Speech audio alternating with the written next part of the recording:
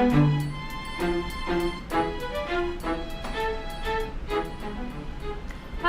and welcome chess fans to our live stream.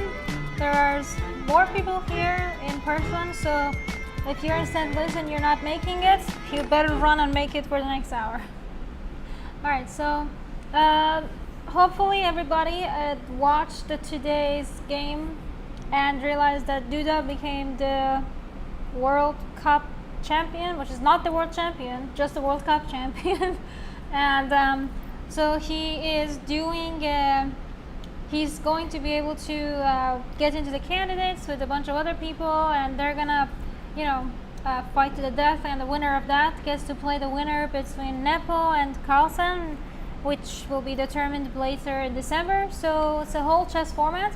I definitely wanted to mention something about the Women's World Cup because it was very interesting, the Battle of Alexis. But we're not going to look at a game from that today, but perhaps on Wednesday we will be doing that. So if you're here Wednesday, join us for the Women's World Cup edition. And so yeah, actually I'm kind of curious, did anybody follow the World Cup? Okay, so a lot of you did. Yeah, okay, good. What about the chat? So yeah, it was very good. So I'm definitely going to be showing one of the Duda Carlsen games, but the first one that I'm showing is actually not from this year. It's another time that Duda managed to whoop Magnus, and it's kind of cool because I think Duda is definitely proving himself to be a very high-level Grandmaster. So hopefully we'll get to see him more often in Grand Chess Tours and stuff later on. I believe that's something that's going to happen for future. But alright, so let's get it started. Yeah, also I again wanted to mention that this specific game that I'm showing right now is actually in my upcoming book that I wrote with my brother. And a lot of the analysis credit does go to him as well for this game, just to have it out. The cat helps definitely, but not as much as my brother. Alright, so this was a very nice game in the sense that I played this line myself as white. So the fact that Magnus played as black, like in such a high level chess, it's not necessarily, you know, usually think like these kind of, you know, weird or second class quote unquote openings are not going to be played in high level chess as this. But the surprising thing is that they are still being played, and a lot of chess is actually preparation and opening and how well you can prepare against your opponent. Ah, that helps. I can hear myself now. So, yeah, I felt like we were trying to raise penguins here. It's always, somebody's always liking the super cold weather. Do I know GM? Oh my god, I cannot read that. I am horrible with reading and pronunciating, so I'm not even going to try. I do not know him. But in, you know, his face perhaps, but not this specific name. Alright, so I usually always take a small pause to just kind of get a feeling of how my audience is doing. So, does anybody actually play this opening as black? Good choice, though. Yeah, there's a lot of interesting ways to play Caro-Kann. This is one of it, but I feel like it's I feel like there are much better ways to try and give yourself the, you know, equal chance of fighting rather than this. But this, I believe, should be all prep. If you're just playing this and trying to figure it out over the board, don't do that. Just know your openings. It's like when you have an exam and the teacher is like, you know, between these 20 questions, at least 10 of them will be on the exam. So prepare for it. And then you're like, nah, who cares? I'll just figure it out on the exam. It's the same thing. You gotta know your openings. Alright, so this is actually the best way of playing it. Knight e2 is also a possibility because after knight e2, I mean knight e2 is coming up either right now or after check. So it's just a matter of when that'll happen. So if you want, you could do it earlier. If you could just do your queen c2 first. And so h5 is what Magnus did. To be fair, I've had a lot of opponents play h6 with me. It makes it so much easier to attack rather than h5. I've had a lot of g6. g6 just you just push pawn. I don't think that's something to worry about. f5 is another one, but you can just take it. And it can be a little complicated because your queen is a little stranded. You can't just castle yet, so you have to spend more time trying to figure out your next move, which side to castle, how to, you know. But black is just developing, so it could be an interesting choice for black. But I'm a pawn eater, so I would definitely eat that. So if you play f5, you should know what you're doing. All right, so h5. How do you think white should continue? If you play this as white, you probably do have a fair idea of how you're going to unfold the position. But yes. I was going to ask, you said when they play h6, it makes it easier to attack. Is that because of like a b takes h6 idea, or what? That is one of the possibilities, but if you were to play h6, this is a new target. When you play h5, then my h4, h5 is kind of stopped. When you play h5, I don't really have those g4s immediately because of the bishop here too. But when you play h6, I can easily just get my pieces rolling, and g4 is in the books later on. And this is just easier weakness to attack rather than when it's on h5 and the bishop can, you know, stay on g4 and also defend it, and it just makes it more uncomfortable. If you have to move this, it's better to be on h5 than h6 in this specific opening, because on h6 is also not really doing anything specific that it would. I read the g5 square is already covered. Yeah, exactly. Thanks. Yeah. All right, h5. So how do you think we should try to form an attack? I guess the biggest question to answer is which side do you want to castle? And I think that's another difference between h5 and h6. That when with h6 you do have the choice of short castle more seriously. It's not like you can't short castle now, but with h6 you're more inclined to consider it more seriously. When with h5 you're like, well, if I short castle, there's already a pawn on h5. Yes, Peter, I have grown to love pawn eating. If you watch my streams on Lichess that I play people, that's been paying off. Why not? Pawns are delicious little snacks. I believe you also developed a theme song.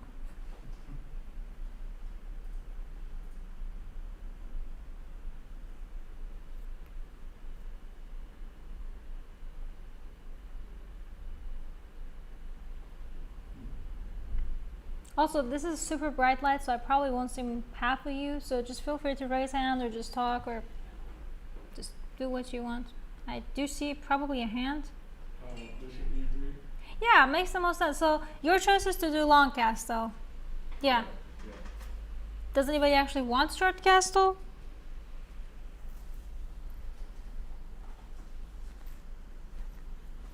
Yeah, I don't really see much excitement about short castle. Yeah, short castle is definitely possible, but then your opponent can do immediate h4, I want to do h3, and just, you know, poke and probe some new ideas for themselves. Not necessarily, it doesn't mean that short castle is a bad idea, but why would you give your opponents that enjoyment? If you remember, my lessons are mainly about how to annoy your opponent, how to inflict pain, how to make them miserable. It's all about that. It's all about how to stop opponents rather than how to find the super great moves for yourself. Danzig, I actually don't. Again, I'm more familiar with the faces rather than names because I have two different worlds. One is super chess involved, one is super not chess involved. So, alright, bishop e3, I like it. Let's say knight out, long castle. Okay, now b5. Now what do we do? Your Farsi is good, but depending on how much Google Translator are you using.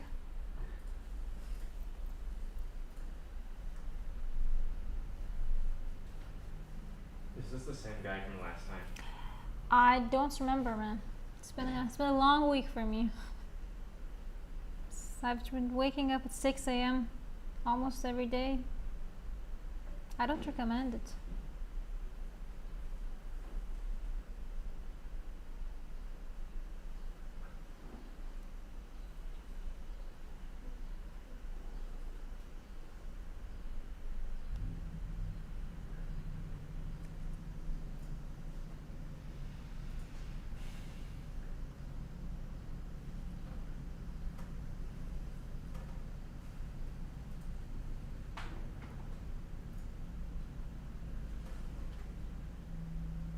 All right.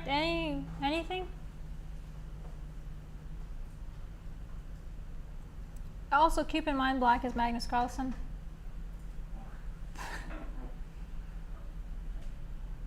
We had a Lewis yesterday beating Aronian. There we go. St. Louis Liz.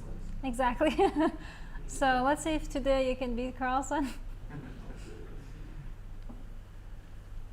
Andrew, so that's the thing.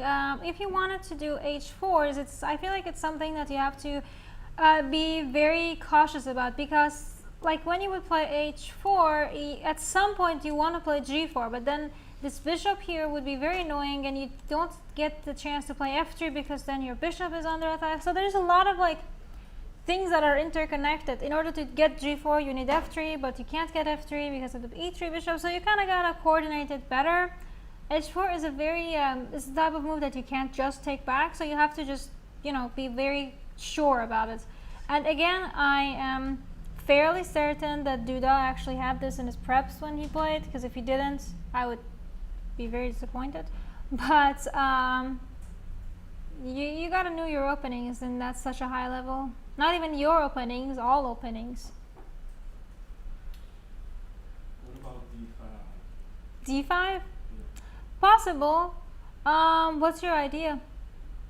To weaken to weaken b5. Okay, so if d5 take, you're gonna take on b5. Yes. I like that idea, but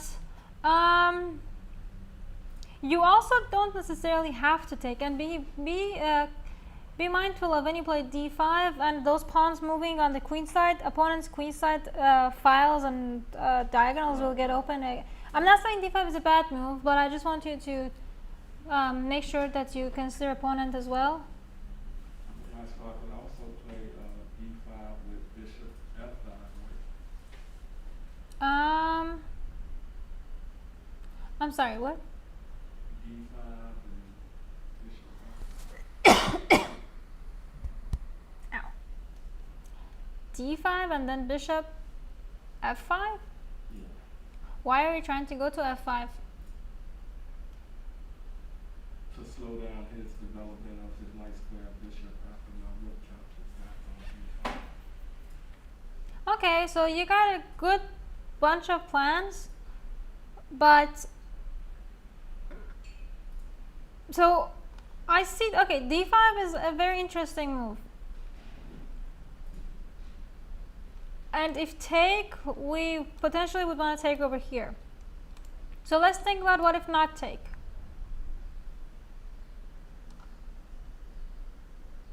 Can we take c6?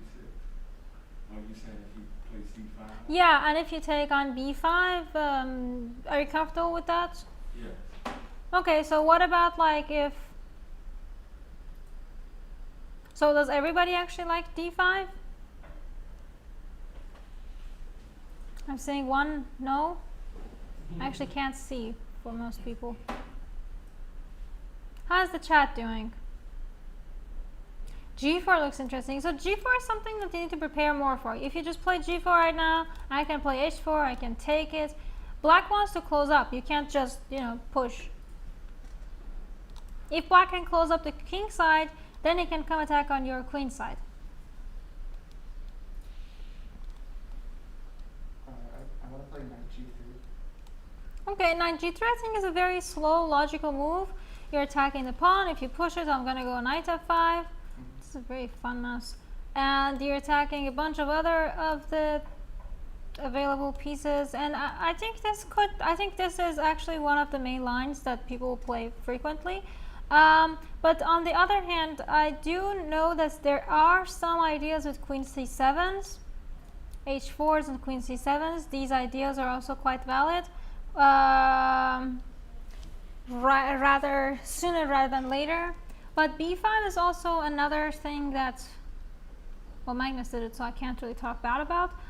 But so d5 is actually what Duda did, but Magnus is not going to take, because if take, we'll take it back, and then you can just bring your queen even more involved, and then, you know, you can switch the queen on the bishop, and then you're actually going at a checkmate. You're looking at a nice checkmate. And you're correct about d5, so good instincts. But what if d5 I play c5? So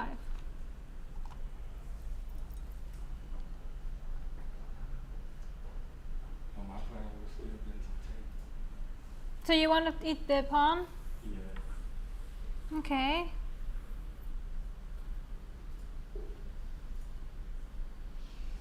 I'm gonna do a weird thing. Hold on. How do we like this from blacks?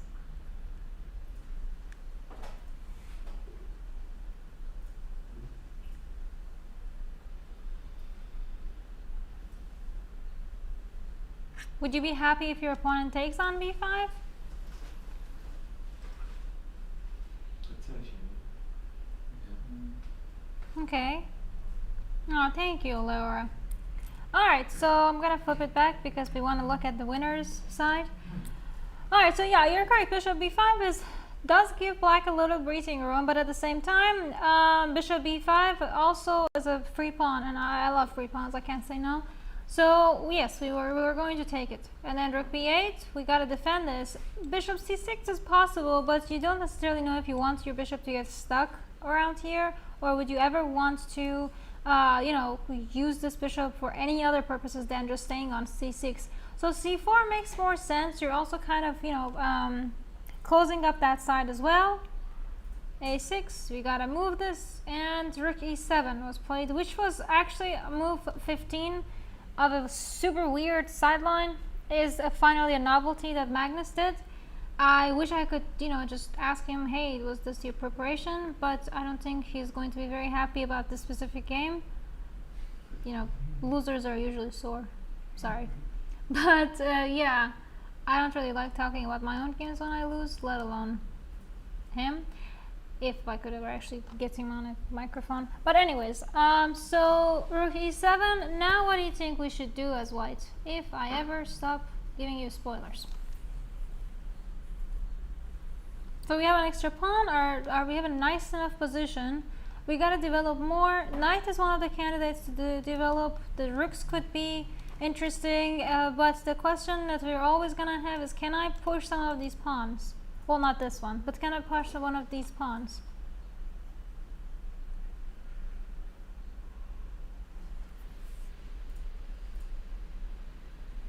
Maybe h3. So if h3, what if h4?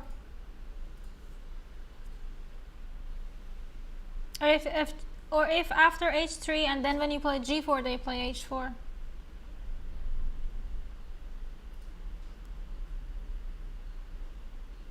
I play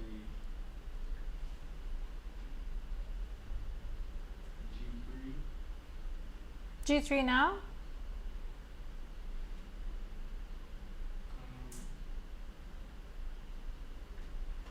Well, if h3, h4, g3. Yes, but pawn takes, And maybe knight takes. and then bishop can take, and then this guy is dropping.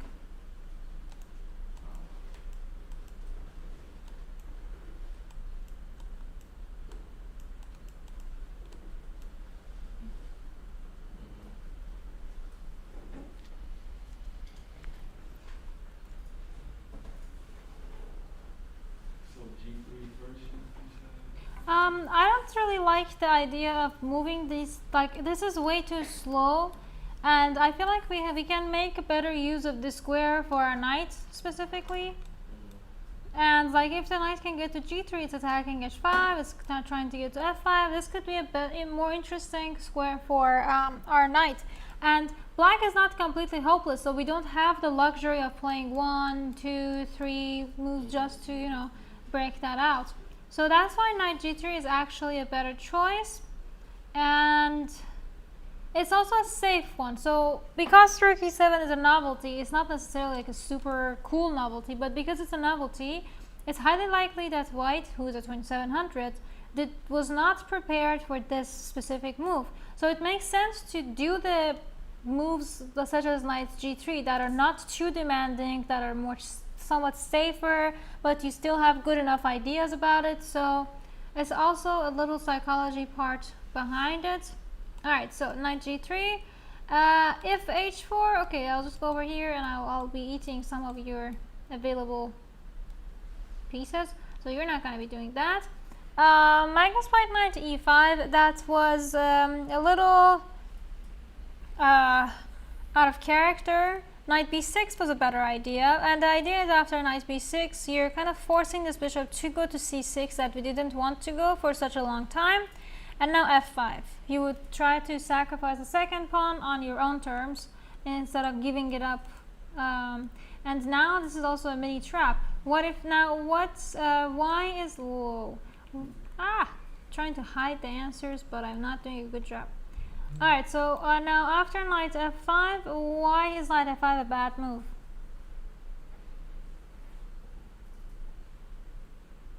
You said what's the question again? So knight f5 is a bad idea. Why?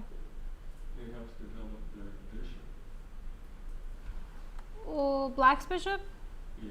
True, you're gonna take it, and then after take, you're just gonna lose this guy, and then momentum, piece activity, space, initiative, all those stuff that we always talk about are right here. Here's a piece of gum. Alright, so yeah, so knight f5 is not a good choice. Bishop g5 would be better, and then so the main idea is like it's not like black is having such a cool advantage right now, but black is kind of pushing. Black is forcing white's pieces to go into uncomfortable positions, and black is gaining space for that one pawn that he lost earlier. So he's trying to balance out the playing field, level up, level out, balance out, whatever. He's trying to make it more interesting for himself. So yeah, that's why knight b6 would be a better choice, because attacking and gaining tempos and all those fun stuff that we always talk about. Alright, anyways, he played knight e5. It's the same like destination, but this is the problem. The problem with this is that now I could simply move this bishop away, or I could simply, stop this attack on my c4, or as Duda did in the game, knight e4. However, knight e4 looks pretty nice, but it's not necessarily the best one, because now you get to develop your rooks, and now this is more pressure than it would be. So if you had seen this, it would make more sense to play bishop d2 first. But again, understandably, it's kind of weird to just play like a weird bishop d2 when you don't have to. Another way you could consider playing bishop d2 is that you stop queen a5s, you stop these, and you want to do f4 potentially. So not an easy move, I admit to that, but it's also not that hard, shouldn't be that hard for 2700 plus, actually 2750 plus, let's be more precise. So yeah, knight e4 was played, and then Magnus got some activity. Finally, bishop d2 was played. Now, how do we feel about knight takes d6? Good, bad?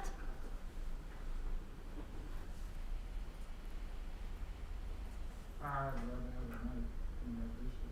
I'm sorry, what? So I'd rather have the knight than not have the bishop on d6. It seemed like it was well placed. So you prefer not to take it? Yeah. Okay, I agree with that. And if the queen takes, then what do we do?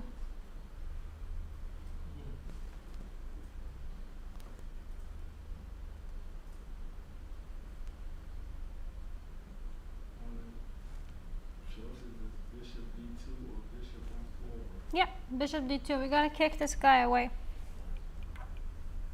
And slightly uncomfortable, but there is still a nice balance on the position. It's hard for white to go about it because black has a lot of different ideas coming up, but it doesn't mean that white's hopeless. It's a very interesting fight for both sides. That's why that earlier bishop d2 would make more sense, because another way to look at it, this is something that could create a nice sacrifice for black. So white could take that away from him. See? Figure out what your opponent wants and block it. Alright, so this is actually what happened in the real game. Okay, we're going to defend this poor guy over here. And white got slightly lucky because Magnus made a mistake with h4. Now instead of h4, knight g4 was a better knight g4 was a better plan. Now after knight g4, f2 is the real target, right? Because I want to take knight takes f2 and bring more pressure to your e4. So white to move, what do you think we should do?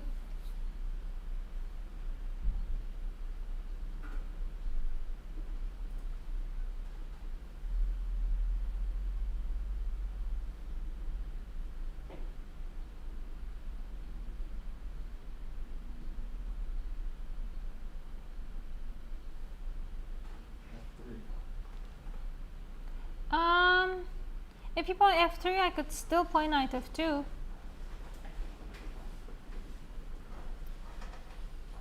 say you would still play knight where? f2,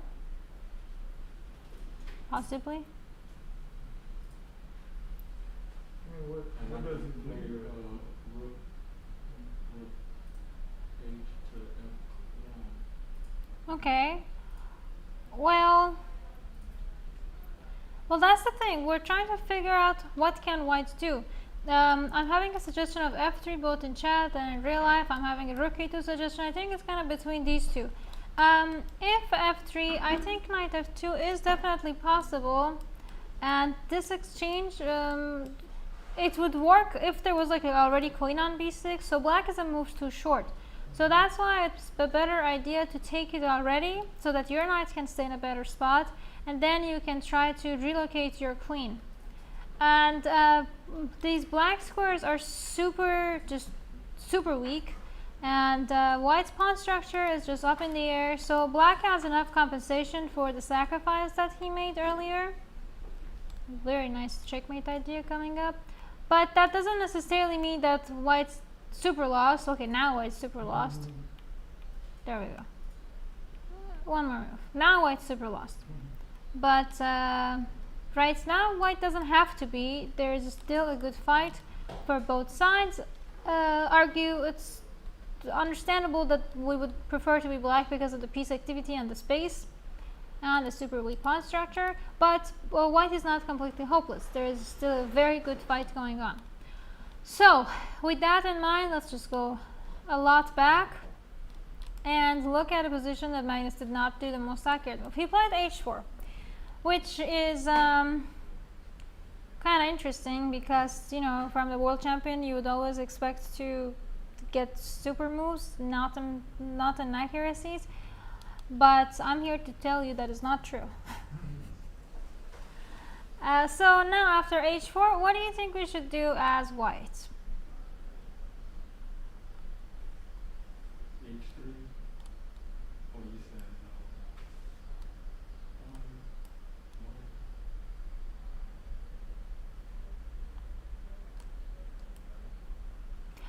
I didn't say no to h3. oh.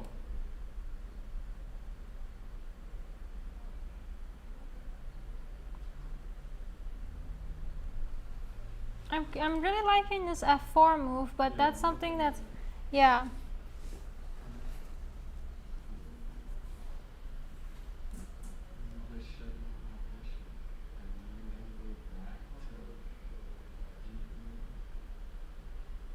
I'm having trouble hearing. Oh, this in my head. Oh, okay.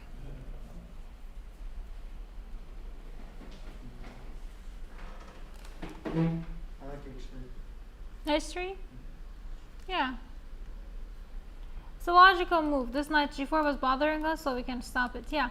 I think h3 is a logical move, and it might not be the super necessary, being that computer might love f4 or rook e3 way more. Well, not way more, but computer might find them more easy to play, but h3 is a very good practical move. Knight g4 was bothering you, we take it away.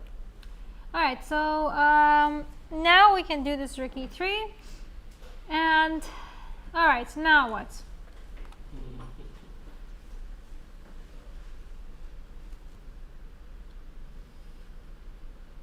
Are we finally ready to push the g-pawn?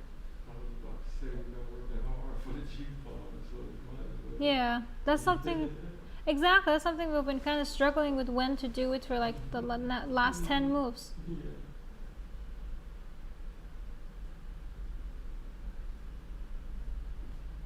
So Peter in the chat, I don't know if rook g1 is necessary. Also Eduardo, you missed my h. There's a Derakhshani, there's a khe, which everybody kind of miss my h's.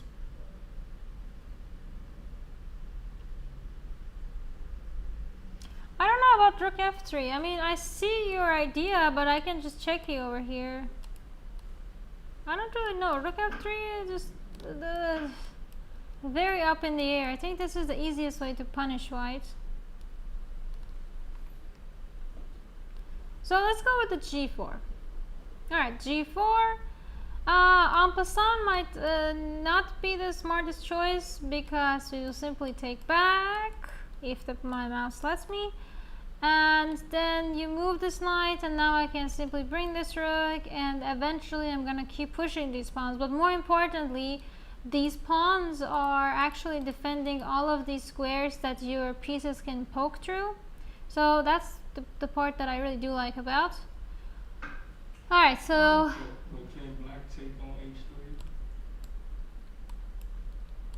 h3? yes, but do you want to No, answer it yourself? I'm talking about after we push When?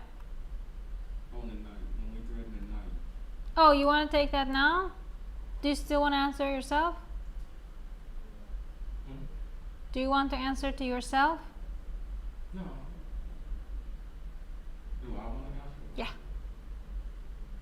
Usually my camp kids loves it when they correct them, though they like answer themselves. I've picked up that habit from there.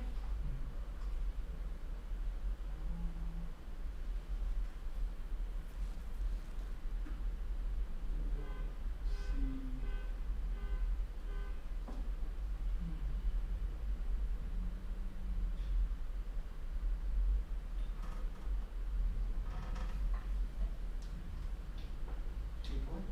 Yes. Doing good? Alright. Yeah, so g4 it is. The idea is that if you also take over here, I'm most definitely going to take this, and whoa. And now I have a knight in exchange for one pawn. Yeah. So it's not even worth it for black. Yeah, because black gave up too many pawns already. You know, there was one pawn missing over here, and even if you do eat these two, there's still this beautiful knight. So it's not worth it for black. And so yeah, taking en passant is not a good choice. So Magnus just yeah. Is bishop like a5 anything before you play g4? Why would I give up my bishop? Just, I mean, am I able to take on f6 and Oh. go to g file and I hear you, but the problem is that this queen now, it's too dangerous. It has two, yeah? I was just thinking the g file is kind of open, my queen's kind of closed, f6 kind of weak. Maybe that's also so the rook's already on e3. I couldn't figure out myself. No, the problem, the logical problem without even calculating this is that you actively make your opponent's pieces better, and you actively push your own pieces that are defending your king away. You don't have a checkmate threat. Your rook is still sitting on the first rank. If your rook was like on the second rank, yeah, I would do this. But now opponent has bishop e5, he can defend, can begin a new type of attack line. So I wouldn't really think too much about it. It's a good idea to just keep an eye out for when can we do this knight f6, but not at the cost of like giving two pieces just to eat f5 and getting opponent's pieces more activated. But yeah, good idea to keep an eye out on this. Alright, so g4, bishop moves away, and now it's the time to run with the king. It's a little weird because we don't necessarily, you know, we always castle and then we're like, okay, so I castle, my king is safe. But now we're uncastling, decastling, I don't even know what would the English way for that be. But anyways, we're trying to run with the king. And so queen d7 is the one that makes the most sense for different reasons. Reason number one, your king is going to be trying to run to the queen's either stay in the center. So your queen on d8 is very useless. Your queen on d8 is never going to come to a5 or anything. So because we have a dark squared bishop, it makes sense for the queen to want to go to light square to form some sort of bond in there with the light squares rather than just keeping the dark squares, because, well, there's this bishop. So queen d7 makes that side of like strategic logical sense. And with the calculation side of it, there is potentials for f5, then trying to open up some parts of the center. Alright, so Magnus made another inaccuracy. God, I love this game. And he played f5. Now, after f5, what should white do? And, sorry, what? Knight to e6. Possible. But why? So that I can take on f5 and open that g file and open up e file for my other rook. Yeah, I think either taking this first or taking it, that should be good. Taking this first could also be beneficial in the sense that now, because the g file is open, you can also shift this over and make a shish kebab. But I think taking on d6 is much more straightforward. Take back, and then we can take, yeah, free pawns. Hey, you're doing my strategy of eating free pawns. Nice, nice. And okay, now check. Now what should we do? Actually, this is a very silly question. We should just push the pawn, so I'm just going to do that. I mean, king e1 doesn't really make sense, right? And king c1 doesn't really make sense either, so let's just do the f3. Alright, so now queen f6. Now what do we do? I'm surprised this game took so long. I mean, there's still like 30 more moves on here, I believe. Now we got bishop c3, we got king e1 to continue running. We got rook g1. I don't like rook g1 because we still, I don't want to go passive having to block a check. So we definitely probably should go bishop c3. I'm gonna give you guys maybe just another minute because I see a lot of good ideas, but there's nothing wrong with queen a1, bishop c1. If you have to defend the bishop on c1, that's okay. And also, Peter in the chat, Magnus did lose this game, and it was in Norway, so I'm guessing he lost half his hair after this. But yeah. Why is the man from behind silent? There's no man from behind. Milo, you think ghosts?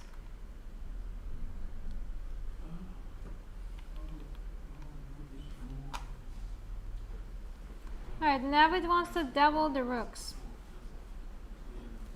I'm not so sure. I mean, my issue with rook e1 is, okay, let's do this check, you bring it back, then I'll give this check, and it could give black a little happiness. I don't want happy opponents.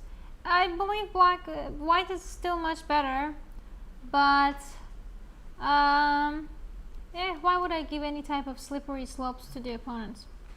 So what do you think is the most accurate way? There are a bunch of good ways. Well, which one do you think takes away a lot of opportunities that black has? Oh yes, Milo, this is an in-person class that we are also streaming and keeping an eye on the chat too. So yeah, there are people here talking. I think just bishop receipt here looks so good. G7 isn't that? What about I can't hear. I need louder. Sorry. Oh, I'm just saying bishop c3 here looks so attractive because G7 so weak and I guess maybe I don't know. maybe rook c3? I don't think you're wrong, but I need more. So what do you think is the best idea for black when you play bishop c3? To prepare bishop e5. I'm sorry, what? Bishop c3 prepares bishop e5. Yes, but what do you think was the best idea for black after bishop c3? Oh, the best idea for black. Yeah. Let me see. Rook to g1. Or queen. Possibly. Queen to b6.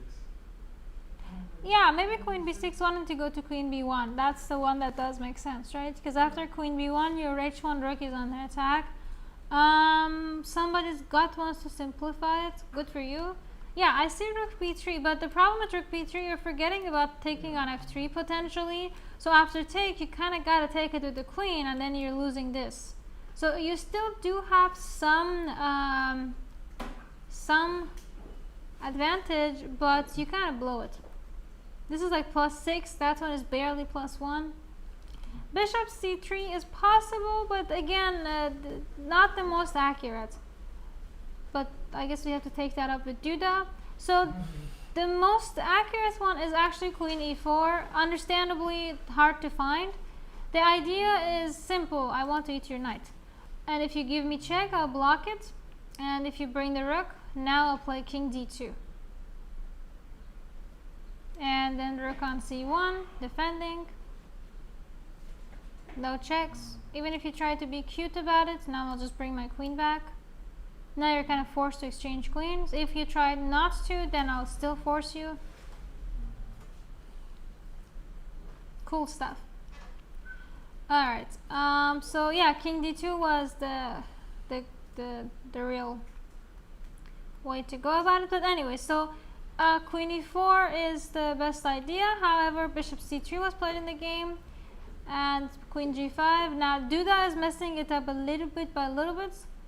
That's always something that happens. Even when I was playing just like silly games with the viewers like Chess 960 or whatever, whenever I would see a move and then I wouldn't do it, but then I was like, oh, that was a good move, that was about the last move, that would mess with your head. So I can hypothesize that that's what was happening to Duda too. He would see like, oh, this is such a good move, oh, I just didn't do it, okay, now I'll do it now. But that kind of blew the advantage. And so yeah, the other way to consider it is this rook e1 is something that makes a lot of sense. You just want to exchange the rooks. Somebody said, oh yeah, Peter in the chat was saying that he wants to simplify it. Exactly. We are going to try our best to simplify. Keep in mind bishop f3 is coming, so you can't just take over there, then you would lose. So trying to simplify.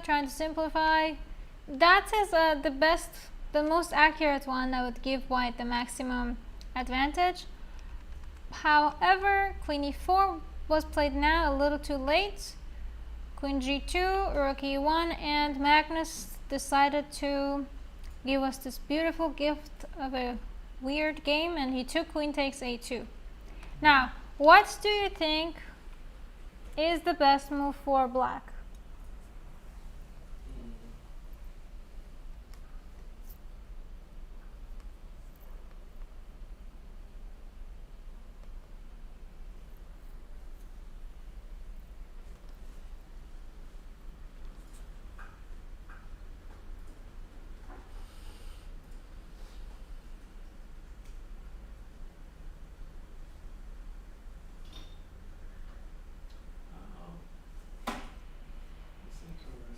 Right?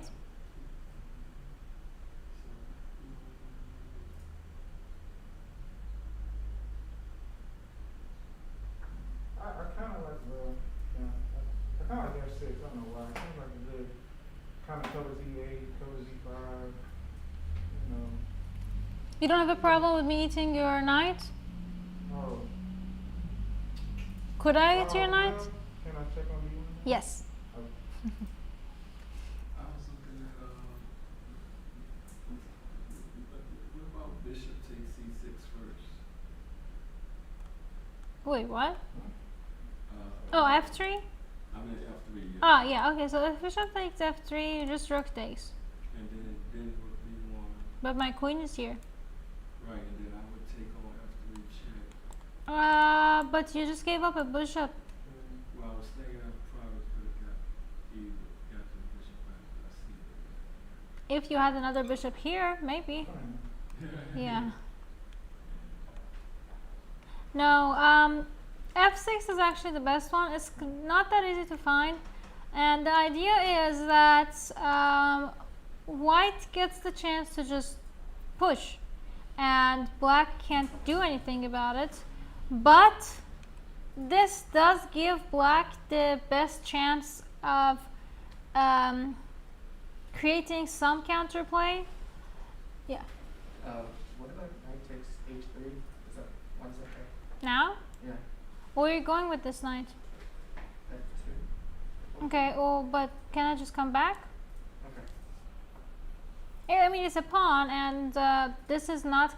Okay, so to be fair, eating this pawn is better than eating on a2. So you played better than Magnus. Good job. Yeah. So queen a2, not a very smart choice. I really hope I don't get a seat in the ceaseless order. I'm kidding. Anyway, so queen a2, what should we do as white now?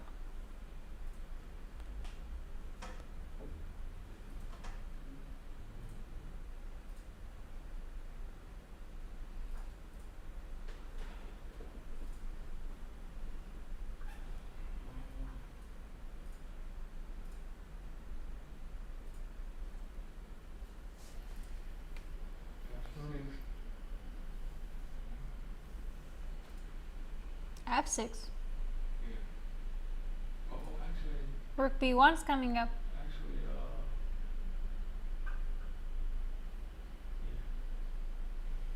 Yeah, I think the biggest problem is that right now white has this problem with rook b1, so you have to defuse that bomb. right, right. Oh, but so queen c2. Yep, that's what makes the most sense. Ah, yeah. And now if she eats the other pawn, now what do we do? Rook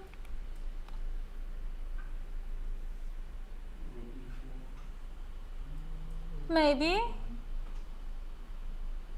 But keep in mind that this is also falling down. Also rook e4, there's that.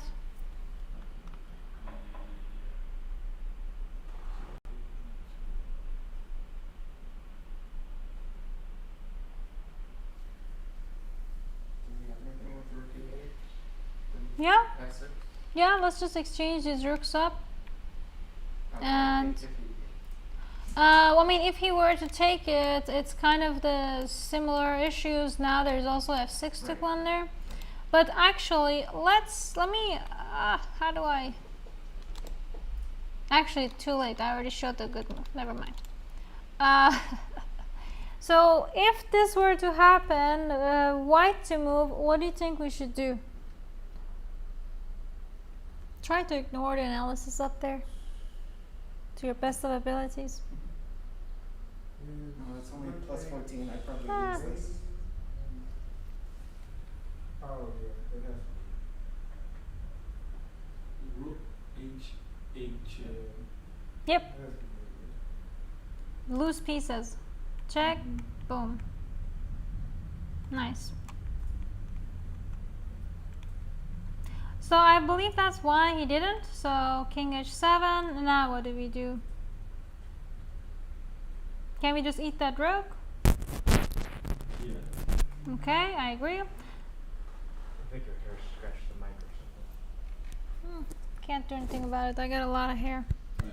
Yeah, we right back there. Rook h8 check now. Could be PG. Potentially. I keep finding some of it in my mask.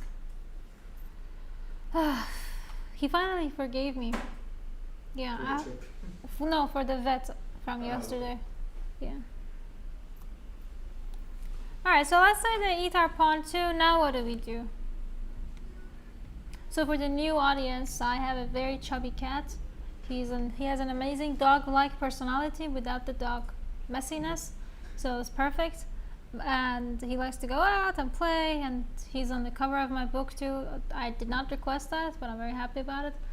And we had a nice Chicago trip together. He was such a sweetheart. But then we had a vet visit because I'm trying to fly him to London. So we're he was there most of the day yesterday.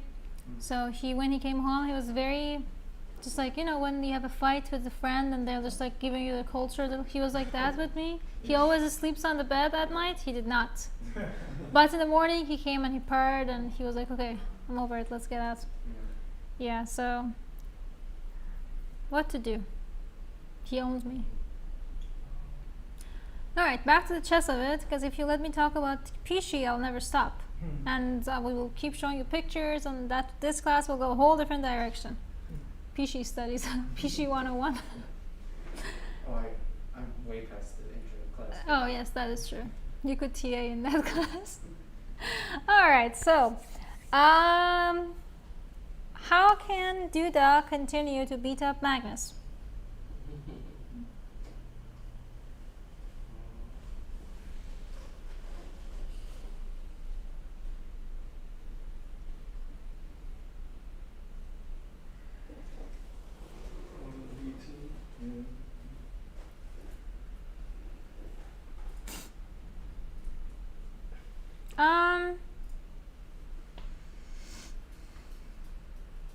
So hold on, what's the problem with king c1? Let's solve that first, because right now we have an extra rook and extra exchange.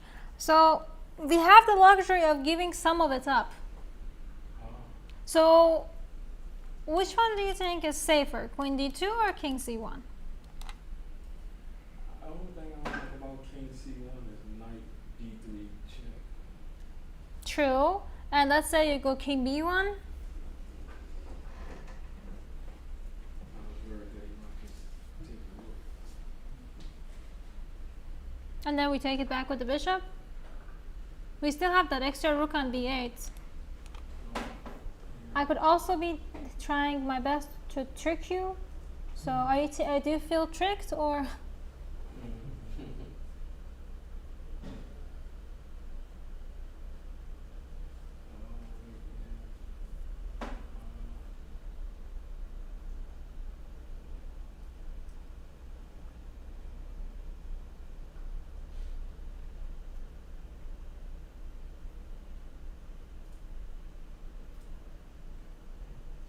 I feel like we should have like one of those little cams from here to show the audience to the YouTube too.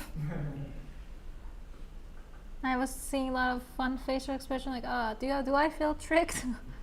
Yeah. So do you guys feel tricked about king c1, or so you think king c1 is a good move? I need my evil laughter button. Yeah. So unfortunately, king c1 would Magnus would slip out. Not fully. They would still get a half point probably. But see, the problem is now this super nasty queen e5.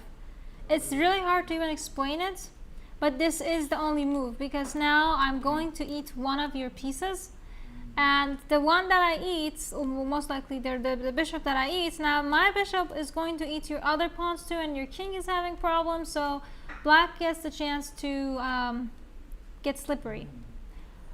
And yep. I mean, I would definitely allow this to happen. Understandably. So queen d2 is the better choice. Now Magnus took, Duda ran, Magnus took, Duda attacked, Magnus checked, Duda ran, and it's a very nice team. Now the fun part is taking something that was considered. I did it one move early, sorry. But the problem now is check, and I'll pick this up.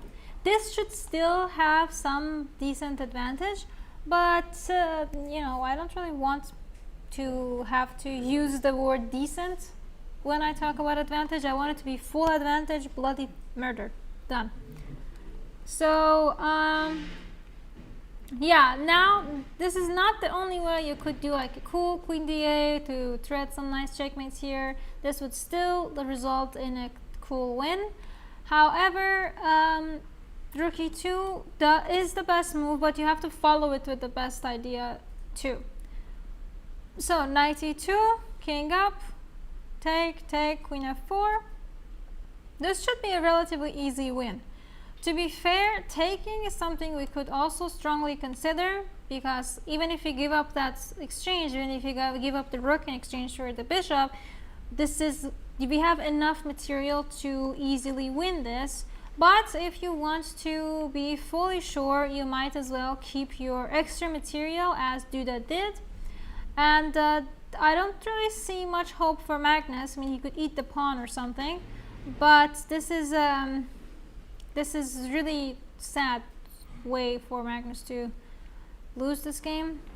I'm just gonna scroll through this because I don't have much comments to give for them, because this is Magnus is attacking something very basic and Duda is just covering it. Duda is trying to keep his pieces, Magnus is attacking it. It's just like a waltz. I don't know how to comment on that either. Finally, we got rid of this bishop and we are going to eat some of these pawns. Please. Okay, finally. We ate the pawn. Another nice check. Another nice check. And we are trying to promote our king. Can we please? Okay, finally, we exchanged the queen's weight. This should also be winning enough because your pawn is advanced again enough. King moves, and you can't just push because I'll bring the rook. So you would have to like advance pawn first, and then my pawn is fast enough. Even if you push, I'll just go behind it. Even if you push, I'll just push, and I'll be fast enough. G2 doesn't really work either. I'll just make a queen.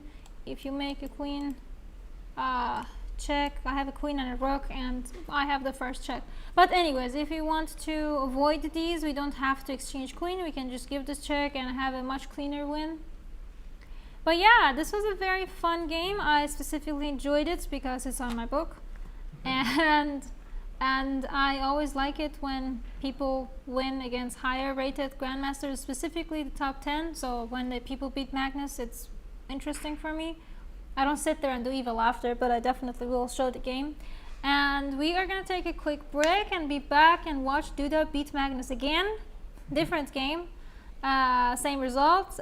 So for the next 5 minutes or so, enjoy a little break and be here, because we're not going to stop the stream, we're just pausing it. And we are going to be looking at a very cool short video of Pepe doing the same game, just in a very shorter way. Alright, see you guys in 5 minutes.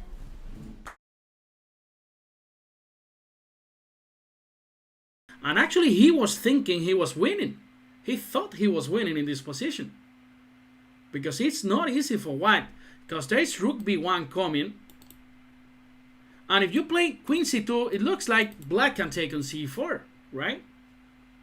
And then there's some check on e8. I'll just take king h7. Looks like black's king is fine. Queen e5, there is checkmate on b1. So you cannot go for this. I arrived first with rook b1. So just try to find the solution. I was very impressed because Duda found this solution extremely quickly in that game.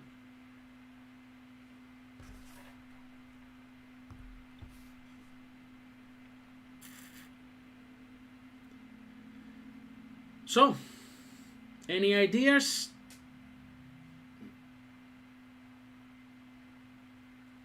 Queen c2, and if I take on c4, what happens? Queen c2, I just take on c4, and now what? Looks like black's winning. You gotta find something concrete.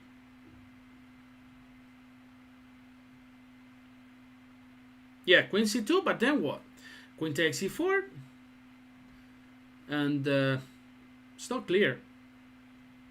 Rook e8, takes, king h7, and then?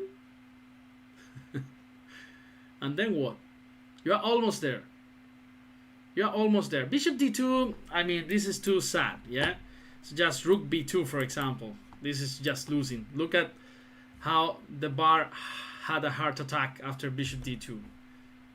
That's right, guys. You saw that. Pretty amazing combination. I mean, I was very impressed when Duda played extremely fast queen c2 here in this position. Magnus thought he was winning. But the problem with queen c4 is that there is this nice tactical shot, rook e8.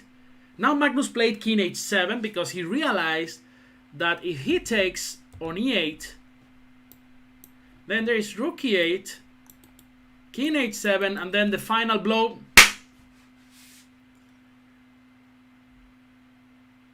The final shot. Come on. Defeat Magnus Carlsen. Beat Magnus Carlsen. How do you do it? Rook h8. That's right. Rook h8. Fantastic move. King takes h8 and bishop g7. Sayonara, baby. King takes e7. Queen takes e4. And black has to resign. So that's why Magnus Carlsen already noticed that he was losing actually after this trick on h8. That's why he tried king h7. Okay. Rook b8, and then he's completely lost. He kept fighting in this position. He took on d5. Queen d2. Bishop takes f3. King c1. And queen takes f5. I mean, Duda is so much material up, yeah? It's got like 2 rooks for 1 knight. It's true that the king is a little bit shaky on c1, but you know, this is just too much material. So let's see how the game finished. So rook e3 in this position, attacking the bishop and covering d3, which was Magnus Carlsen threat. So let's say if you play something stupid like a5, knight d3, and probably black's winning. So you gotta be careful till the end of the game. So rook e3. Knight e2 from Magnus Carlsen, king b2, knight takes e3, where there's not much going on. Queen takes e3, attacking the bishop, queen f4 from Magnus Carlsen, attacking the rook on b8, queen d3 check, f5, Facundo this time not enough to solve black's problems, rook f8. Okay, this continued a little bit more, but I mean it's not really interesting because the game is completely lost for Magnus Carlsen. He took on e4, finally sacrificing an exchange, and now is only 1 rook up in this game. So some more checks. You can always check for a few more moves, but after king a5, he took on a6. Now Magnus Carlsen tried to push the pawns, but this is just too much. And finally he resigned because he was actually taking the queen on f5. Next move. Okay. So this was the game that ended Magnus Carlsen unbeaten streak of 125 moves. 2 years without losing a single game in a classical chess tournament, facing 2,700 players all the time. And we have to say that he actually lost a second game in this same tournament against Levon Aronian. We actually analyzed that game the other day in the class, in the Endgame class. So basically Magnus Carlsen losing 2 games in one tournament, this is not a very common thing to see. Okay guys, so it's been a fantastic pleasure to be here with all of you. I guess I'll come back to the YouTube channel in a couple of days for the next lectures, where we'll have, I think, chess for rookies, chess for knights, and puzzle paradise as well, where we'll be solving some interesting puzzles. So I hope you guys have a nice evening and take care. Yeah, stay healthy. That's the more important thing. Just take care, guys. See you. Whoa. Uh-oh. Hello. How's it going? So, hopefully you are enjoying this. So on this one, I made a small inaccuracy, and Magnus did not get whooped on this one. He got, I mean, I guess he got whooped overall. But the main point that we wanted to mention, and I kind of forgot and I was reminded of, is that the previous game that we showed was the first game that kind of Magnus lost after a year and how long? It was 125 games. Okay, so 125 games, so more than a year. So it was extra spicy for him. Oh my god, did he cry? Poor guy. Anyway, so I really want to show this game that he had between Duda and Magnus, and there's another game that I really want to show, but I don't know if we'll have time for, so I'm just gonna dream small and show this game too. So this is actually a game that was played 3 days ago in World Cup. This specific game ended in a draw, but we can live with that too. There is another game that Magnus played with Duda and Duda won. You can see that on our same channel that I believe Caleb did it, like I'm 99% sure, but this was done a few days ago as well. So feel free to enjoy a different game between Duda and Magnus there. I'm gonna go ahead and get started. We'll have that link up for you in a little bit too. So this was again a very fun opening. I believe Magnus kind of learned his lesson. He stopped playing weird openings against Duda, but again, the only time will tell if he will continue to do these super cool openings or not. Anyways, we have a very normal Lopez. I remember when I was just beginning to try my best to form new theories as black, I ended up on this. This was like back in 2013, 14, 15, those years. These D6 and these G6, these are super popular. So if you are looking for a very interesting way to to play little weird openings and get your opponent slightly busted in the opening, just to get them thinking. It's not going to be like a super win out of the opening, but if you're going to make sure that you have a better preparation at your opening than your opponent in the opening, this D6, G6, 97, these are a very little devilish tricks. So I think Magnus has passed those though, and we have a very, very, very normal Ruy Lopez going on. So who actually plays this as white or black? Okay, I see a lot of, at least 3 hands. I can't see back there well. Alright, and hopefully more in the chat. So that's something to consider about this, how many people, how big of a popularity this opening actually has. So I was gonna ask how do we feel about d5, but my fingers are slightly frozen, so I can't really feel when I move. Oops, it's okay. I have bad circulation in my hands and feet. I had actually one of my feet got slightly blue the other day. Go to a doctor. I've been to a doctor.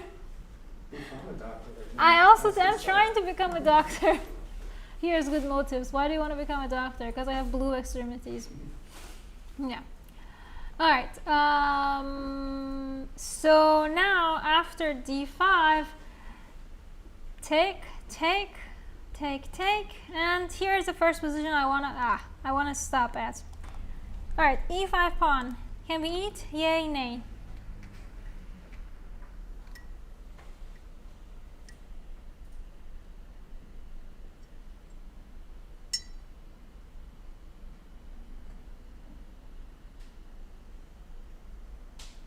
I always do it and then usually regret it. Sorry, what now? I always do it and then usually regret it. Oh, okay. You always eat the pawn and usually regret it. Mm-hmm. I mean, And in the martial game, oh yeah. in general, I don't know if this counts as this.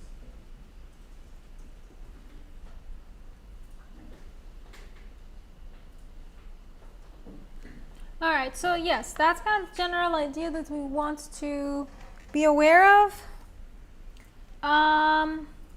Yeah. So take, and rook takes e5. Again, it's kind of a weird martial type of deal. I guess anti-martial. Wait. No, this is martial. Right? Right, it's quite anti-martial. Well, if... And then it turned into sort of a martial. Yeah. Wait, do not play anti-martial. We're having a slight logistic roadblock. So this is anti-martial, but then it kind of turned into a martial. Anyways, there's a pawn sacrifice on the board, and pieces are going to start flying around. Okay. So one thing that I definitely did want to do is do a small evaluation on this game, because this game is not as exciting as the previous game. The previous game was so much tactics, so much sacrifice. This one is still very, very interesting, especially because we know that overall Duda won the whole thing and Magnus became third, which is really funny when you think about it. but the part that we care about more than the sadness of Magnus is that the evaluation of this position. So what's going on? White, black? Who do we want to be?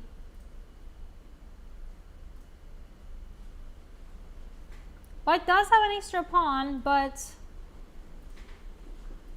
is it worth it? Thinking opening a side?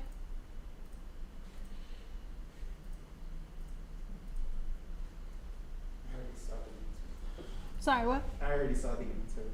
Oh, that's okay. That's why I'm asking a question you need more than the engine to answer. Wait, when was this? I think it was a few days ago. I was playing a 3 blitz. days ago. No. I was playing a game that I felt like I was playing with the engine, so it was very fun. I got really wrecked, but towards the end, when they were in lower time, they started messing up, so it was very fun. That's usually how you know. Yeah. Yeah.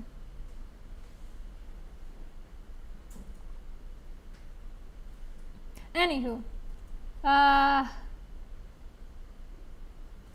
so I'm not asking for moves at the moment because, well, right now black could eat my rook, so I gotta move the rook. That's not the question. What I want is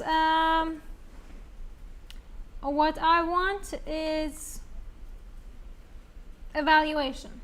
Who is better, white or black? And I don't mean that this ups this number. I mean the criteria for evaluation: material, king safety, space, center, all those fun stuff.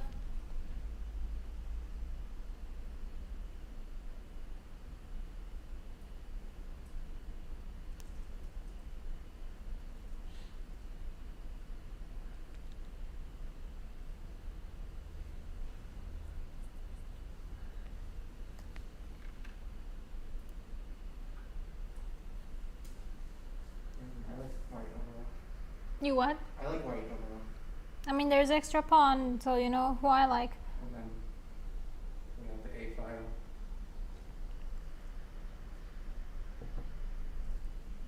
It's another thing. Okay. All right. So As long as we move our rook soon, I would still prefer white. sure. Yeah. All right. So let's just get this rook away, and I'll ask the same question in a few moves again. So black does have an interesting counterattack going on, but I don't know if it's enough to have it as a full compensation for the pawn. So it really just depends on how the players will continue. And the fun part is that now after 17 moves, so finally on move 18, there is a small novelty with queen f1. All right, so how do we feel about exchanging queens?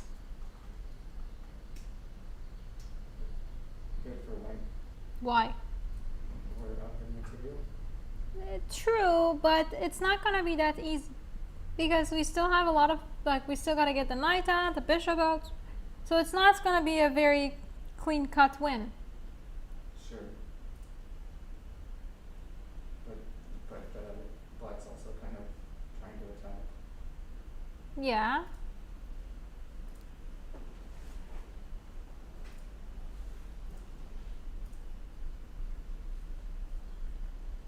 So let me ask you a different question. What if I just eat this?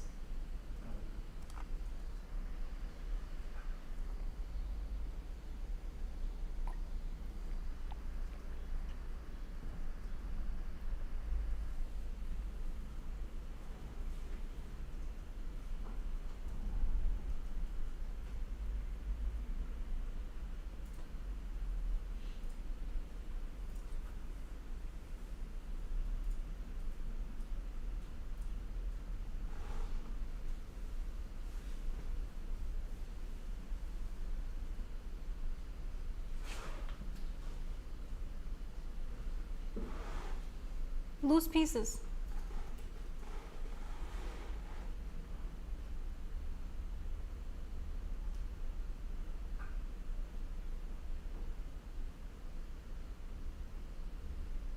Yep, Peter, you got it. Peter from the chat. Is there Peter here? Okay. No. You never know. People here could be still talking in the chat. Yep. Johan, you got it too? Wait. Johan is the Swedish way of saying it. Swedish, Norwegian, I don't... not sure how to say this.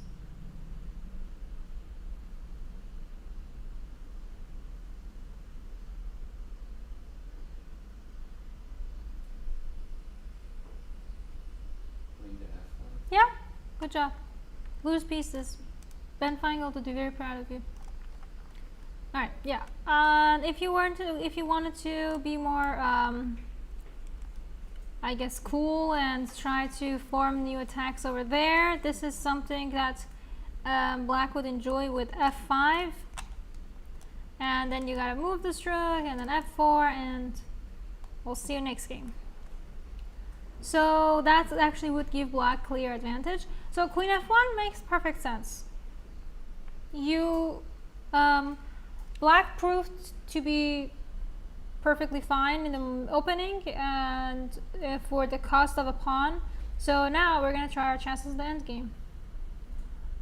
But the one problem is that we have these type of strategies when we play with lower rated opponents, depending on how much lower they are. If there's if I'm playing a 1900 or like a 2100 and they're super good in the opening, amazing in the middle game, then they must suck in the end game. Otherwise, I would be like 2500. So that's one way that a lot of the higher rated players kind of like choose which part of the game to kind of bust you in. So, but with Magnus, I don't think this technique would work.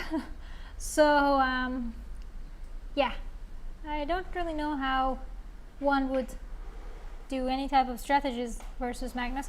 So, yeah, the only way that you could actually play against these super grandmasters is just to play chess. And I mentioned super grandmasters because when I was like 2100, 2200, 2300, 2400, all of these ratings, when I was playing a grandmaster that was like 2500 or like early 2600s, it was easier for me to prepare some opening that I felt like I was better prepared than they were. But when you're playing a 2700, it's a whole different class. They're much more, you cannot bust them in the openings. They're gonna know better than you, unfortunately. If you have any experience with that in the chat or in the real life, please do let me know. But that's like a different class of chess. So I like busting my opponents in the opening. That's always the best way. Anywho, bishop f5. All right. Now the one thing that I don't know how I felt about was here Duda played knight d2, whereas you don't necessarily need to give up the rook. So I don't know if I would give up the rook, but then again, I'm not Duda. Our first names, our last names do start with D, but that's as close as it gets. Yeah, rook d1 or rook e1 is something that I felt a little bit better about, rather than knight d2. But I understand why knight d2 is something that you would want to play. You gotta get your pieces out, because if your pieces are just sitting in the first rank, then you might as well just, push them off the board. Anyways, let's eat some pawns. All right. Now, are we gonna exchange these rooks or not?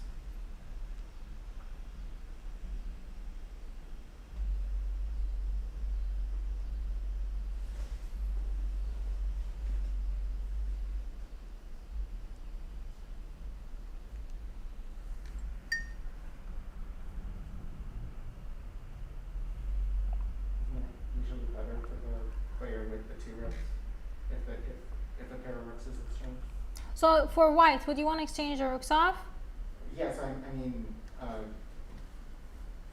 so no, based on what I think is the correct principle. Is that right? What's the correct principle? I was asking if the player with the two rooks would like to exchange. Oh yeah. Yeah. Because I have two of something, you have one of it. So if we exchange one of it off, I have something that you don't have.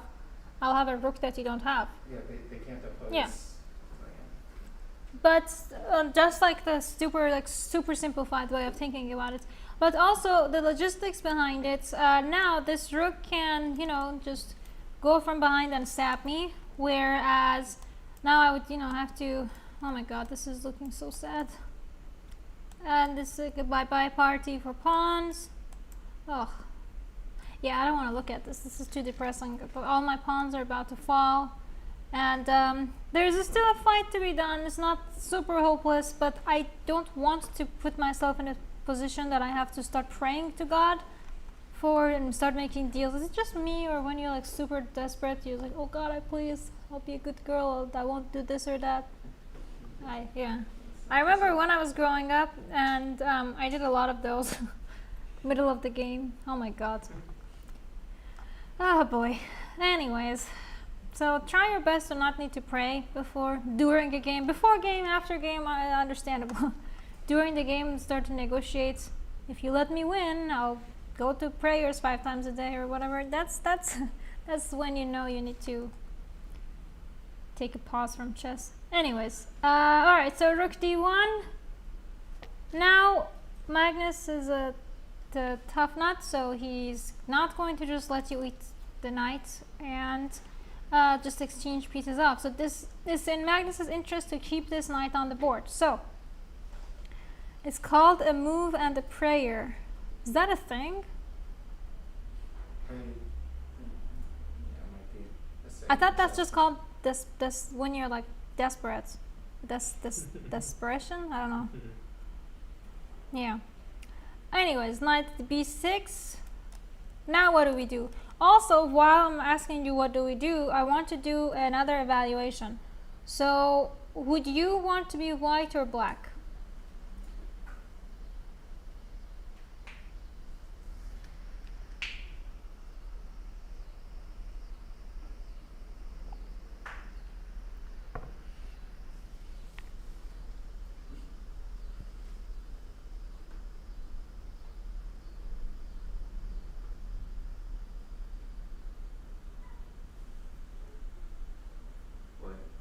White? Okay, good. So now that I've asked that, my other question is, as whites, realistically, are you fighting for a draw or for a win?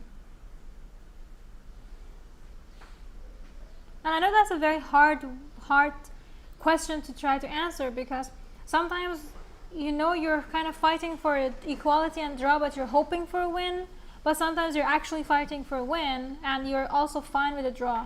So, in this position, do you think white is realistically fighting for a win, and like is okay with a draw, but or is okay with a draw but is hoping for a win? I guess the hoping is where the gods and Disney fairy tales would come along. We got a tooth fairy. We need to have a chess fairy. One of my students is 7. She's losing her teeth. So whenever we Skype, she's like, I lost another one. The tooth fairy came. And I don't know how to tell her about Santa. So I'm just gonna... We'd probably just let the parents handle that. Yeah. No, around Christmas, she was so excited. And it was very interesting for me. Because my kid ain't gonna know about Santa. No, I mean, I'll break the deal much easier if I have one. Alright, let's get back to this part of it. All I care about right now is Pishi. No, he knows there's no tooth fairy, no Santa. There's a tuna god though. There's tuna god, tuna fairy, yep. Alright, so let's get my head back to the chess of it. So, win, lose, draw. Okay, nobody was fighting for a lose. So win, draw. I would think white is more likely to win than anybody. Okay, so you are kind of... Wait, so are you fighting for equality but hoping for a win, or are you fighting for a win, you're fine with a draw? Fighting for a win. Okay. I just would think we would have more opportunities for a fast pawn. Okay. Fair point. Not sure how we would lose. Understandably. Anybody else? I see a lot of the chat also do like white and are just kind of saying white for a win.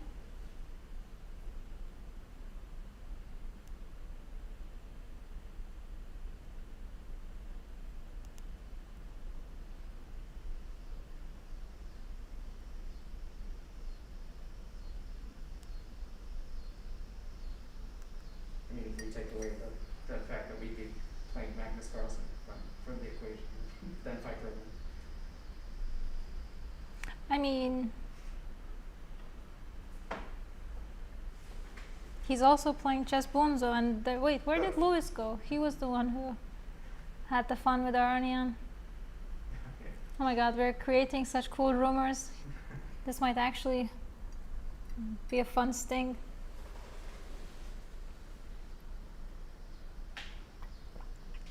Alright, so yes, we are kind of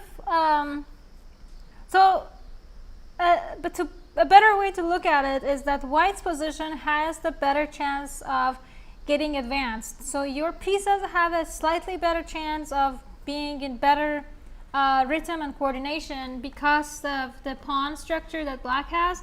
So that's, I think, the only reason that I would like white, and I would want to be white right now. So rook e1, knight e4. Knight e4 also does make some sense because you are trying to create really cool ideas there. But anyways, rook e1 also a good choice. The main thing that I do like about rook e1 is there is no rook e8 because of the f7 pawn weakness, right? Okay, cool.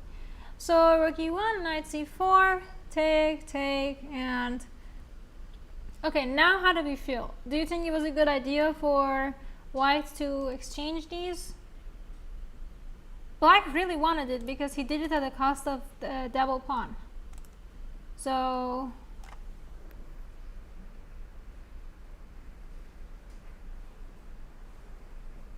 oh, there are more people on the back. I didn't see. Sorry. This light is extremely bright. Oh, actually, there's 3. Sorry.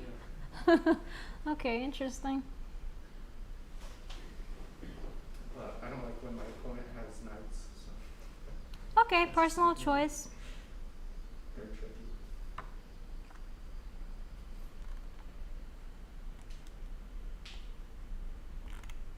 I mean, it's understandable. So, also I can't really see how many people are watching this. I thought I could, but anywho, oh my god, I lost the chat. Nope, the chat is back. Okay, so everybody happy with white? Because the main thing in this game is not tactics, or it's not the super strategy that the players did. It's the rhythm of the pieces and how you get to maneuver them and how you are trying to advance your position as best as you can. So knight f3, rook moves. We would ideally want to keep this, but rook e2 is not the way because now you can simply bring rook a2 and it's not really going to save your pawn anyways. So knight e5, boom boom. And alright, another small evaluation. White or black? I'm gonna keep asking.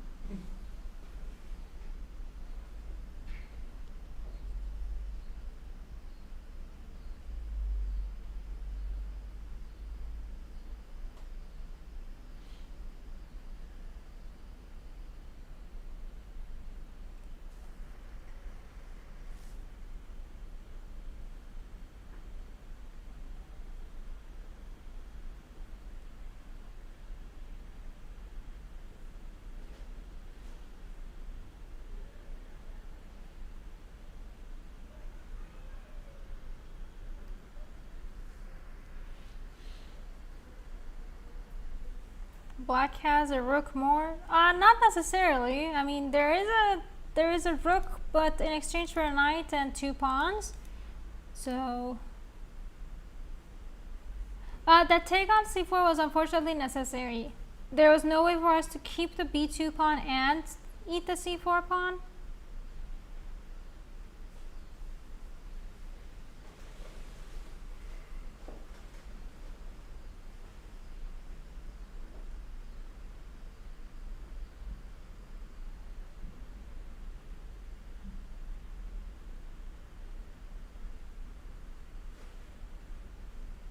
See a lot of confusions.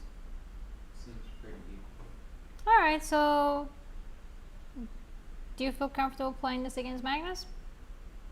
Alright, fair point, yeah.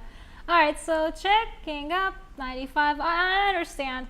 I think at this point it is understood that both players are just trying to hold. Black seems to be having a more interesting attacking chances towards White's king, but at the same time, Black is having troubles with his own pawns. There we go. Yes, okay. And so I think this is also quite equal. Okay, maybe not equal. I don't think equal is the right word. Both sides have equal fighting chances, and it's really hard for one of them to advance without losing something in the turn. So like if you want to put more pressure on f2, you're gonna lose c6. So that's why this game, highly likely, that's why this game ended in a draw. See, you can't just win a pawn without losing it, without losing another one. So it's like dominoes. Wait, actually that's not how dominoes work. Dominoes is like when everything goes wrong, right? Okay. Anyway, so now we have two interesting connected pass pawns, but Black is not again hopeless. Black can easily try to eat this one and try to advance this one. So exactly, it's quite double-edged. So we're gonna try to push these pawns. See, again, you can't just eat over here. I mean, technically you could, but at the cost of this pawn getting more advanced. So Black is trying his best to push the king back a little before eating some pawns. Now, yay or nay on take? That should be an easy answer. Okay, yeah. Because the logistics of it don't work. I feel like if my pawn was on g5, I could consider this more seriously, but because my pawn is so behind and I'm definitely going to lose this, it's not even worth considering. So check. Wait, can I bring this pawn? Yeah, I think we could easily bring this pawn. But at this point, the players finally decided that let's try to throw in some checks. And it's Magnus. Oh my god, why am I tripping a little? And right now, it's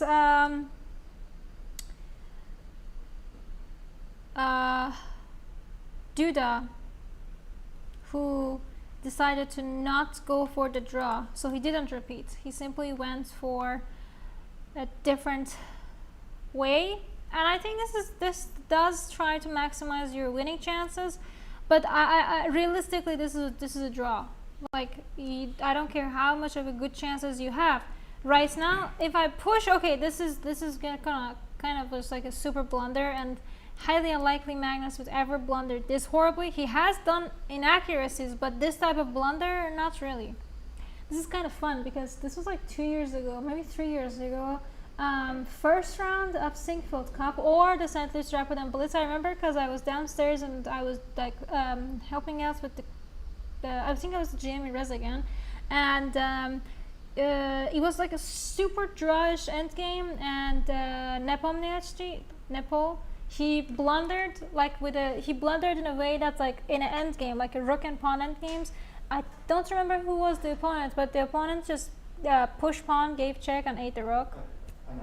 I think it was Anna. Yeah, that's what I'm thinking too. I saw that live. Yeah, and I was down, and Nepo came down, and he was he was just making like gestures with his head, and I just wanted to be like, it's okay, you'll be fine. But I just looked and judged silently. So yeah, so super grandmasters do blunder too. That's not the point. The point is more like highly unlikely. Anyways. So yeah, Duda is trying to poke as much as he can to get Magnus to blunder something, but come on, it's Magnus. So finally, these rooks are off the board, and this is another little cute trick. If you take, I'm going to deliver this check, and ha ha ha.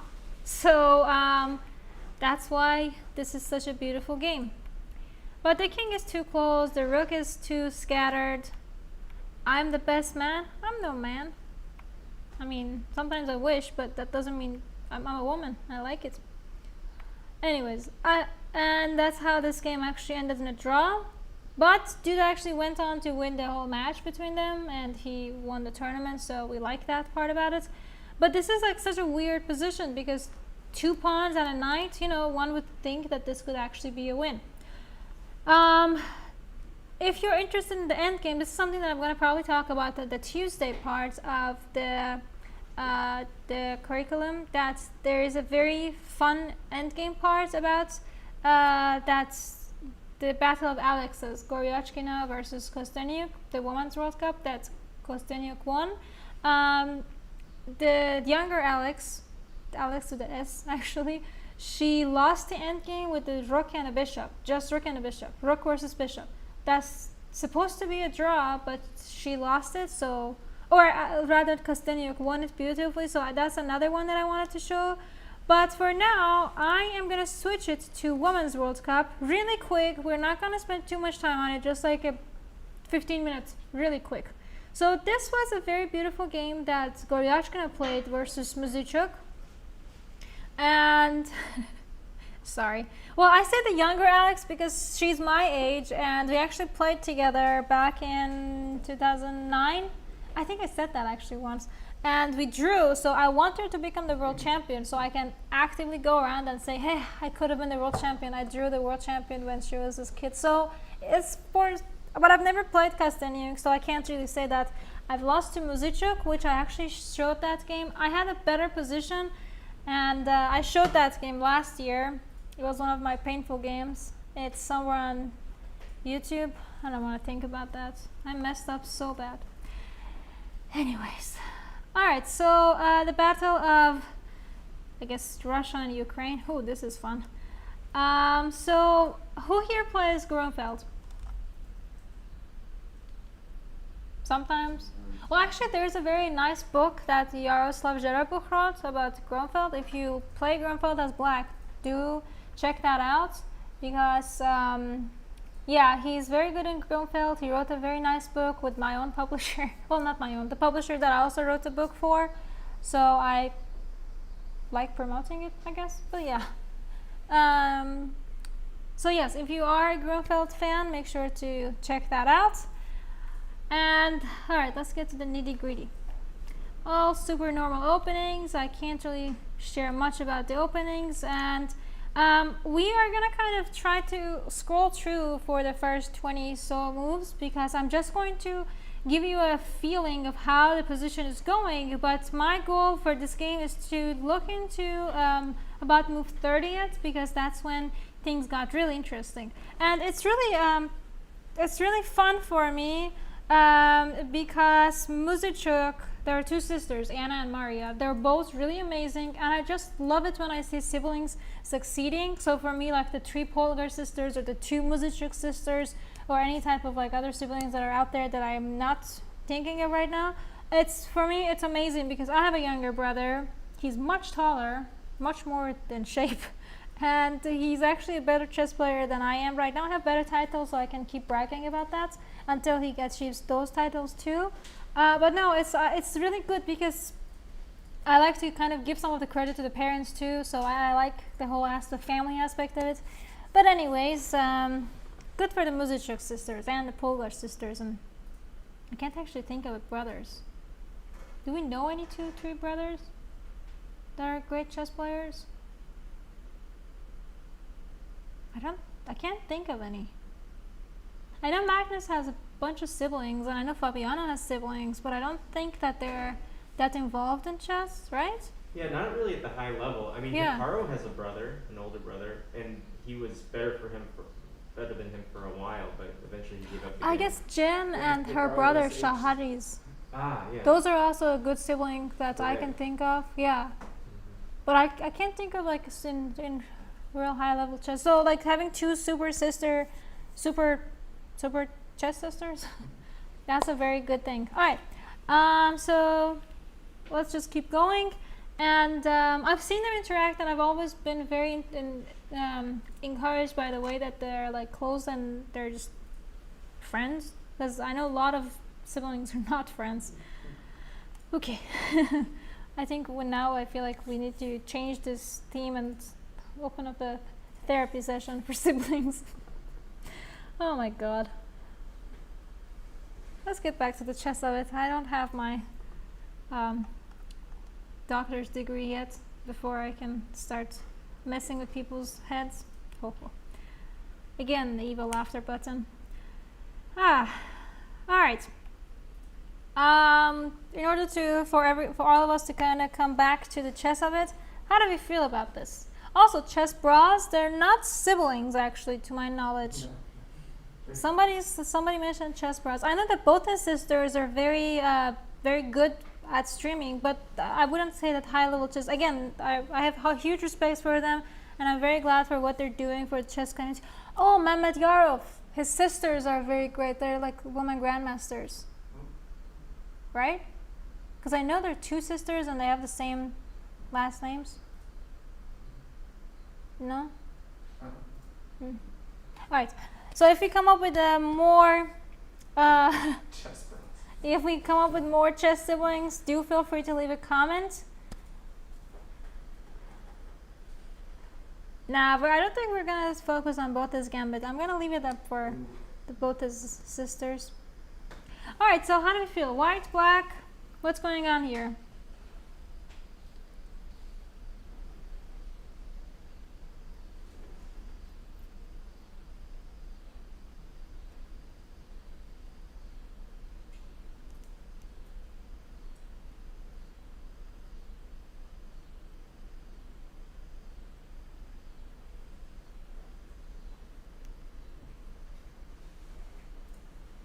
Oh yeah, the Van Forest brothers. I forgot about them. Yeah. I remember there was a sister too. Okay, there are siblings. I just can't remember them. Yeah, so the chat is kind of liking white more. And yeah, the black queen is a little awkwardly placed. Yeah, I agree. So we're not going to be able to trap this queen, but we can easily try to advance our own position without that. So is there any move that is looking good to you? I do like the idea of castle, but can we do we need to do something before that?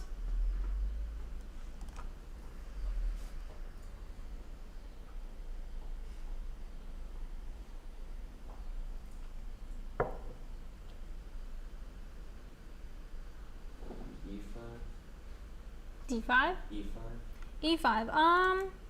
Maybe, but the only thing with E5 is you give up, you block this bishop, but you give this diagonal to the opponent. So it might not be as threatening as you would want it to be for the opponent.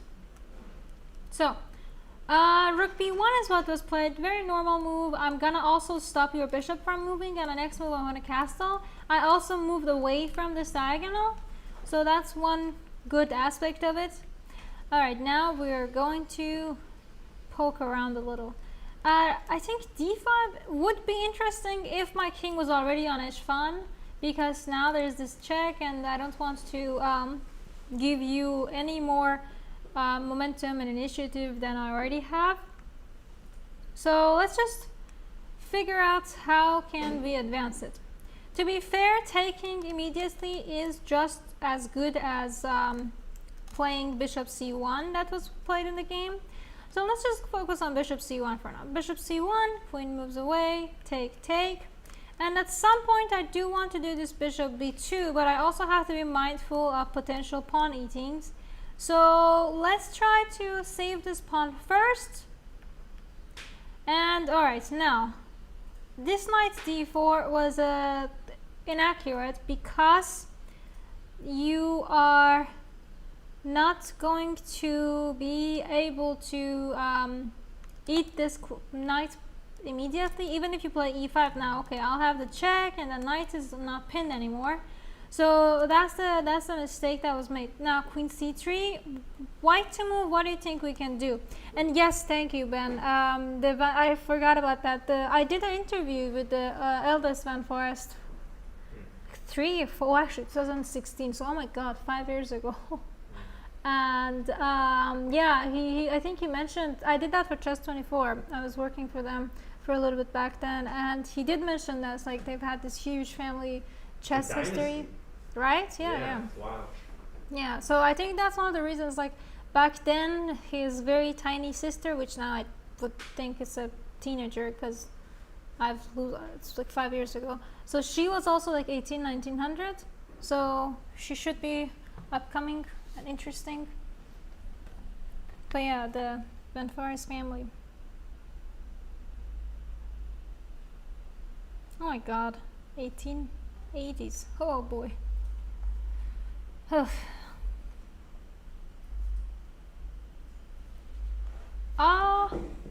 Queen b3 is not necessarily a bad move. The issue with queen b3 is I will simply be able to, well, there are two things. I could either take over here first, or I could take this, take back, and then take this.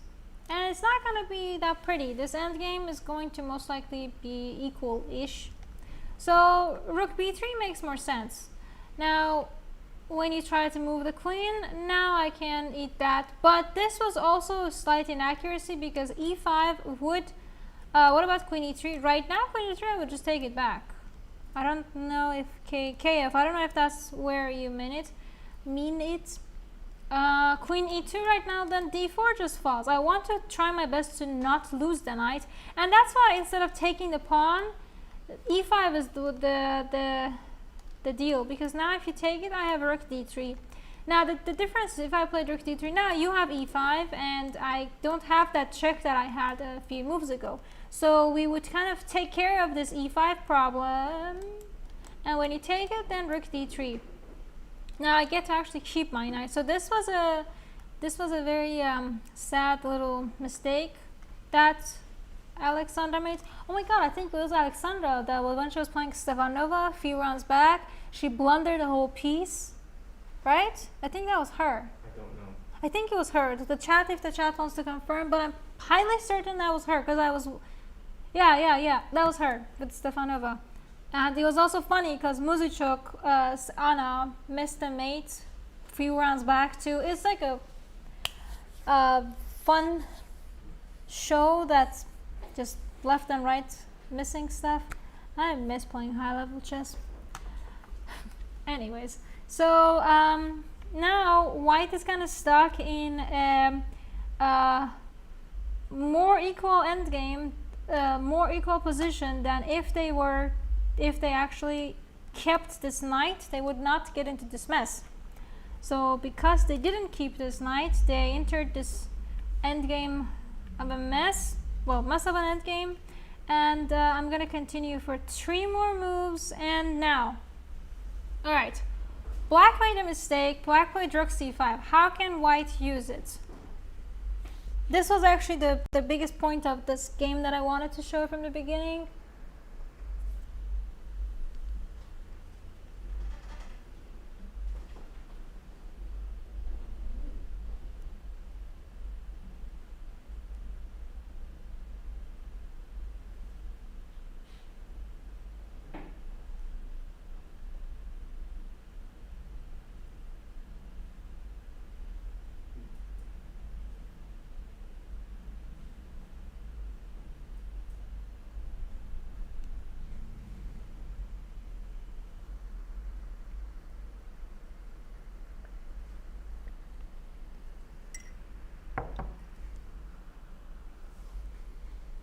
So I'll tell you what was the best move.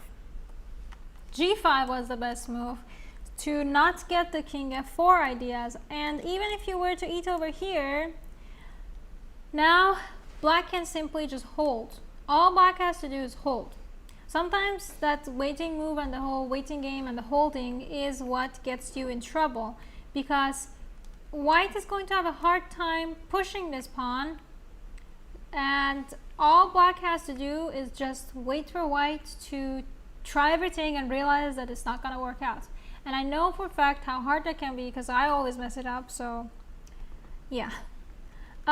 This is very drawable for black, only if black held it, which they didn't.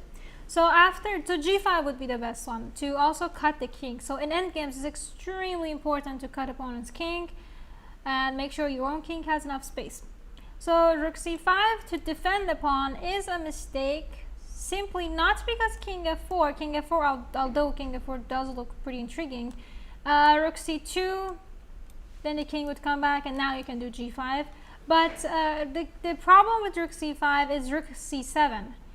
This is your active rook, this is your passive rook, so I'm gonna get rid of your active rook. We don't like opponent's active pieces. So take.